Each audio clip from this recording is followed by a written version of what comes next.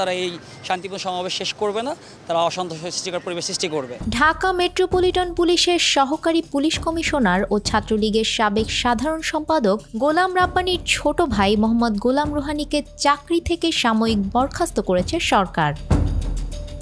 শনিবার স্বরাষ্ট্র মন্ত্রণালয়ের জননিরাপত্তা বিভাগের পুলিশ এক শাখা থেকে জারি করা এক প্রজ্ঞাপনে এ তথ্য জানানো হয়। এতে স্বাক্ষর করেন সিনিয়র সচিব নাসিমুল গনি।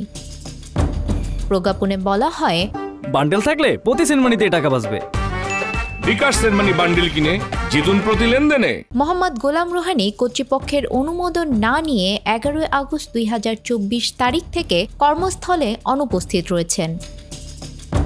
এতে বলা হয়েছে, সরকারি কর্মচারী শৃঙ্খলা ও আপিল বিধিমালা 2018 এর 23(6) ধারায় এটি পলায়ন হিসেবে গণ্য হওয়ায় তাকে ওই দিন থেকে সাময়িক বরখাস্ত করা হয়েছে। সাময়িক বরখাস্তকালীন সময়ে তিনি বিধি অনুযায়ী ঘোষিত ভাতাপ্রাপ্ত হবেন বলেও প্রজ্ঞাপনে উল্লেখ করা হয়। নিউজ ডেস্ক, আমাদের সময়।